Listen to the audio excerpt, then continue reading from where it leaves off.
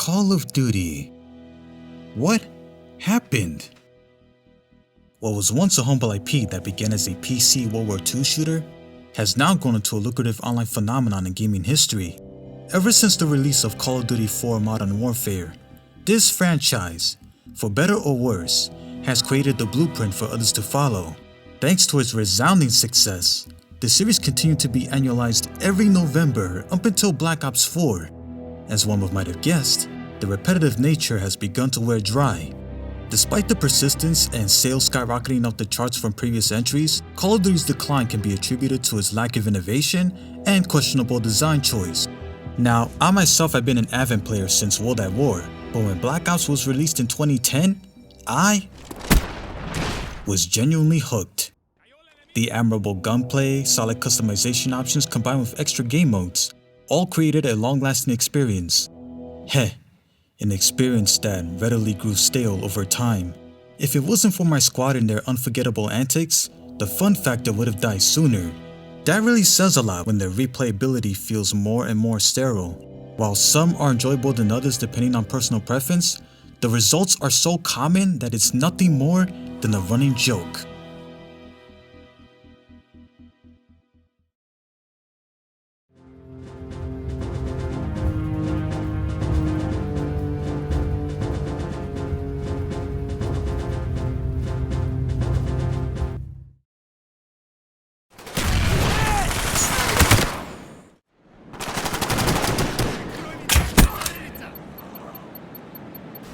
Yup. As noted, Call of Duty Black Ops was the game that dug me deep into the franchise. So much so that I spent the rest of 2011 ranking up for 15 Prestige, which, yeah, it was quite the journey. Between Team Deathmatch and Search and Destroy, new game modes like Gun Game added a layer of challenge that would keep me coming back again, and again for more twists. They may have distracted me for a long time, but inevitably, I started to notice a pattern. Wait a second, didn't I play this before? Why does this gun look strangely familiar? I'm pretty sure that oh.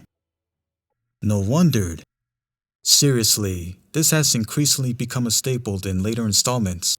There are so many reused elements that it can come across as indistinguishable. Modern Warfare 3 is the biggest testament to that, looking obviously a lot like Modern Warfare 2 in almost every aspect. Despite being a much balanced version of its predecessor, the graphics alone made me question why this wasn't downloadable content. Because of this, for many, it was nothing more than Modern Warfare 2.5. That being said, I did enjoy the game for making Infected one of my favorite modes. Even though it was clearly borrowed from yet another well-known franchise, it still provided some of the most intense matches ever, with kills so satisfying that it all boils down to maintaining lots of ammo, and the best part about it is that you're constantly on your toes, trying to hold off as many as you can. Oh shit! Oh, it's over, nigga. Bro. I'm telling you, there was no... I was wildin'. Bro, you could have got the nuke. Damn, bro, that was good. Look at that. I ran out of bullets. Though. You serious? You ran out of bullets? Yeah, I had to reload after this one guy I killed. Damn, man. I had to reload. I was going off though, That same emphasis also applies when you're the Infected, except you're on the time limit and only have a melee weapon, accompanied by a tomahawk or throwing knife. It's a mode that I'm glad it was kept moving forward. Victory. Good work, comrades. Aside from that, everything else for the most part just leaned towards the run-of-the-mill route.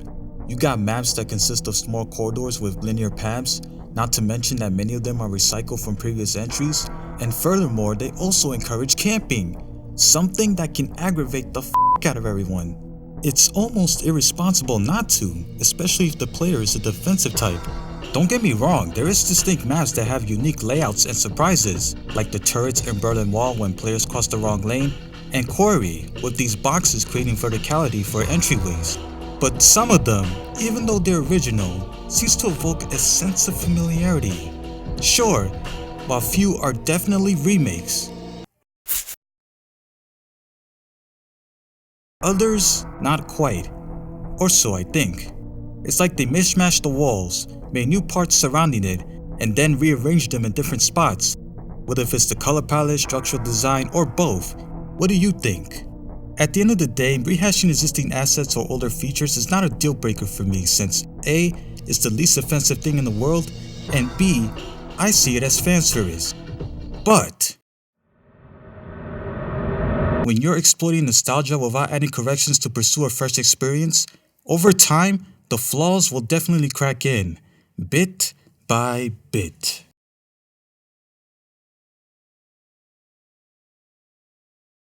Those are live rounds, boys. Stay low. Stay down.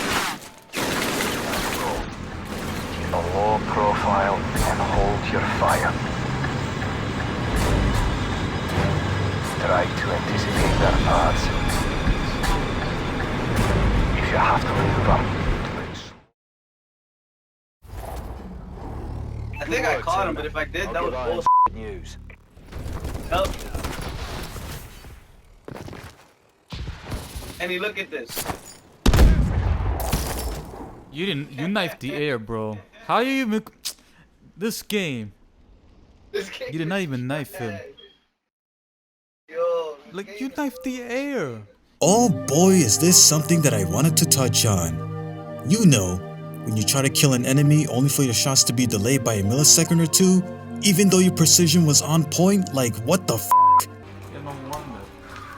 Wait, what? I set him back. What? How? He killed me, but I threw it like I don't know. Look at this. I stabbed him first. What? I never seen that. I've never seen that. That's crazy. Wow. I swear, Call of Duty has some of the most erratic hit detection ever made in a first-person shooter. Sometimes it works, and other times, it's just plain bizarre. Take this clip for example.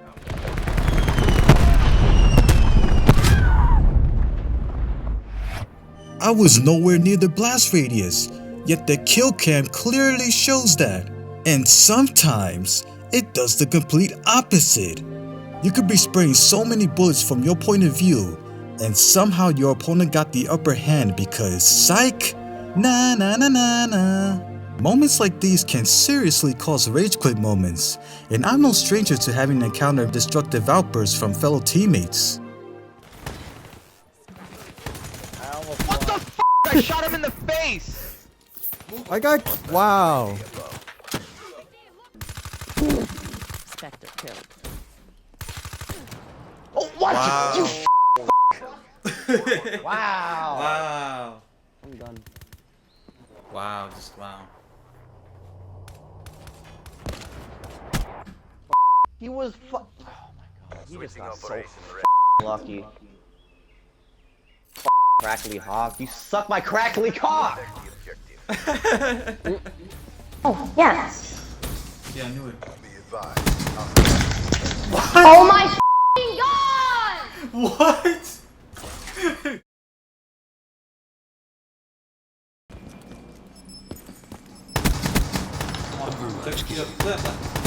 No! What? F***ing motherfucking dumb Oh my f***ing god, you f***ing dumb f***ing motherfucking bitch! Wow. Oh my f***ing god! Admittedly, while it is hilarious to hear the insane reactions, you can't help but empathize with them. Play any multiplayer match, post Call of Duty 4 or onward, and tell me you haven't experienced such bullshit at one point. Oh, he on your left. Hello. Wait, Oh, what was Did that? What was that? That did not knife him? Are you serious, Elijah? Are you serious? Bro, I just don't I understand. don't understand. It baffles me that these nagging issues have persisted throughout. No small adjustments is gonna enhance the gameplay if the core mechanic still carries the same problem. Remember when Infinity War announced that perks like Last Stand would be omitted? Even going as far as to say, You Last Stand. but then it was later discovered that it was substituted for a death streak known as Final Stand and Dead Man's Hand. Why is this noteworthy? Because it's like, what are you supposed to believe? Take a look at Sledgehammer's Call of Duty World War II, a game that prides itself to be this gritty depiction of the Second World War. And while it did in some regards, this was unsurprisingly tarnished by DLC maps that had a lighthearted tone, especially with its cheesy marketing campaign. Back on the menu, lads! Shut the cheeky little bastard up with a heaping spoonful of lead. Days of summer is still going, so remember to reapply that sunblock. I'll be back next week with more ways to beat the heat. It just contradicts what the game was actually going for. So I have to ask, is Call of Duty A, children's online daycare, or B, classic Operation Drama? Honestly, between the stupidity and hearing the equally annoying kids,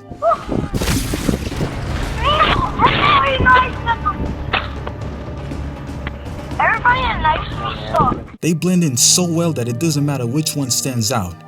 I mean, this is Call of Duty we're talking about, right?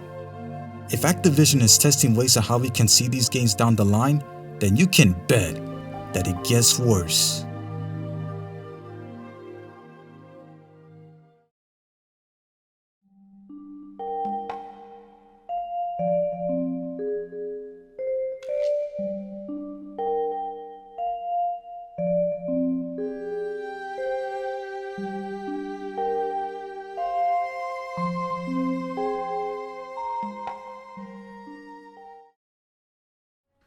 Look at this, Mike. I'm gonna drop into the supply drop so you can watch me. You ready? Look at this. Michael, look, I'm gonna drop in the supply drop. Look. Look at this. Look at this. Great. Just perfect. You could see what I dropped, right?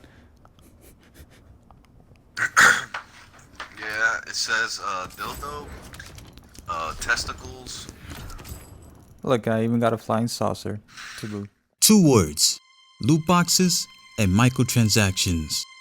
In my opinion, this is where the franchise has gotten progressively worse. To say that this is tolerable is like saying that I'm okay with my emotions acting out of control. It is unquestionably predatory as they truly come.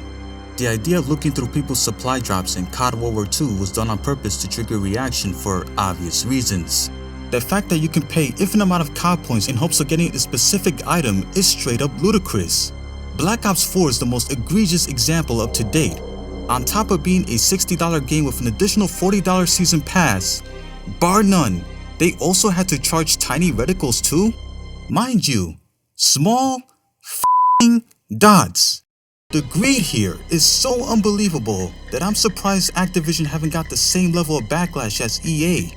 Advanced Warfare may have started this crap, but it was Black Ops 3 that I really took notice. After grinding for hours, days, weeks, months, and even a year, my squad and I discovered that we can earn special weapons by luck. Yeah, you heard that right. Most of the secondaries were locked behind these damn supply drops, and the only way I was able to attain some of them was by, you guessed it, chance. To compensate, and I mean that loosely, that's where the contracts come into play. Needless to say, the grind feels like a chore, and unless you're patient, the game will try to tap into your psychological tendencies. Sadly, this isn't exclusive to the multiplayer, but zombies are also infected. It's in the form of gobblegums, at least in this game. These things, and I kid you not, are the equivalent of activating God mode. I remember my bros and I must have called in like 6 nukes within a single round, obliterating every last zombie until they nearly overwhelmed us. It was crazy, yet ridiculous. The only reason why my longevity held out for an extra year was because of Zombie Chronicles. Simply put, you really can't go wrong with these classic maps, which takes 3 from World at War, 4 from Black Ops, and 1 from Black Ops 2. And that's not even counting the Giant, aka Deris. Again, this is Call of Duty regurgitating maps that we already seen before. Still, with new graphics, weapons, customization options, and a ranking system to boot, playing them again feels so refreshing. Deris in particular is easily one of my favorites, considering the simplistic traversal, and it was one of the first maps to introduce the Pack-a-Punch. There's nothing like for some good old-fashioned zombies. How you get that gumbo? Is it rare or something? Oh, I got monkey bomb. Oh, it's a regular gumbo. You can have it. You get it at level 35. I could get that. Oh, ray gun. Without a doubt, I can definitely say that Treyarch's offerings are some of the most compelling to date. Having experienced Advanced Warfare and World War II's rendition, they feel bland and uninspired to me. Different, yes, but they didn't create the same level of intrigue than what Treyarch has done, and thus, I had little interest. Don't even get me started with Infinite Warfare, a game that practically nobody asked for. And that's exactly what I have to say about these money-grubbing supply drops. They can ruin the fun, giving unfair advantages to one over the other. It's just too bad that they're litter in these newer games than ever before. This isn't free to play, and yet they have the audacity to charge you more than what you bargained for. Stupid fucking Treyarch. Activision. I think I'll blame Activision more. If this is the future that Call of Duty is heading, then I have no reason to ever hope for this franchise ever again.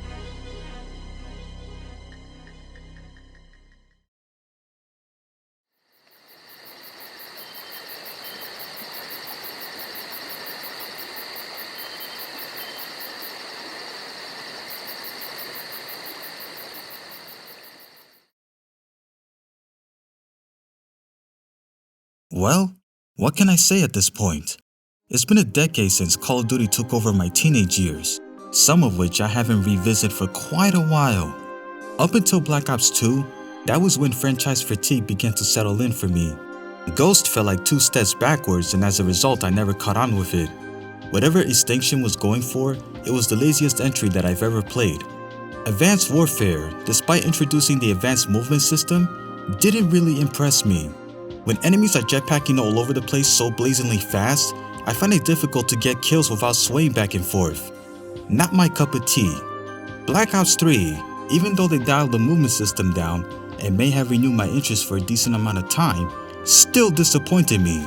Compared to the first two, it's a mediocre game that's marred by its microtransaction system and a convoluted single-player campaign, which I didn't even bother to finish. Infinite Warfare was... yeah, pretty much got sick of the futuristic shit at this point. World War II went back to its roots and added a hell world where everyone can see your earnings in an attempt to psychologically manipulate players out of jealousy. Even without the supply drops implemented, I still prefer World at War because it was intense and greedy all the way through. And Black Ops 4 needs no introduction. So much so that I haven't even tried the Blackout mode, and you think I want to play that with Call of Duty's fuzzy mechanics? No thanks. What is this? It's a shame, because this is a franchise that I truly cared about at one point. From a basic level, they're all fun games that anyone can jump into. I thank Call of Duty for bringing me some of the fondest memories in online gaming, including the chuckles. Your mother bought this game for campaign. Out of here, nigga. That's how your mother look like this nigga right here. Ooh.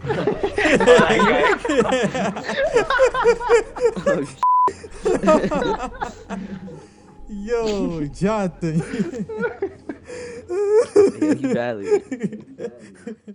But the fact that each preceding entry continues to provide more nonsense than the last perplexes me. These gripes should be nitpicks, but they're not. Instead, they grew into something shady than what I initially realized. Looking back at Black Ops 1, the COD points was just the beginning of turning an in-game currency into a real-life one with gambling in the mix. Modern Warfare 2 never fixed some of its game-breaking exploits because we soon got a fine-tuned, revamped version of that. I know I barely scratched the surface, but these examples goes to show that Activision is reselling the same game in such a cunning manner. This is Call of Duty stagnation. It's been using the same tactics since 2007 while finding ways to milk the franchise without making significant efforts.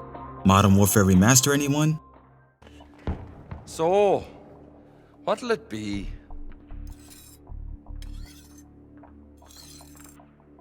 Anything that's different is just slight modifications to its formula. New modes and features might create a fresh experience, but that doesn't necessarily mean that it will improve what's already built in, nor make a great product. But hey, if it's serviceable enough, then who cares, right? Then again, the Call of Duty community always sends mixed signals, so I honestly don't know what to expect at this point. With a new installment set to reboot the franchise, can this new Call of Duty rekindle the spark that it once did? Given its reputation in recent years, there's gotta be a catch to it. Whatever it is, I cannot stand a chance until otherwise.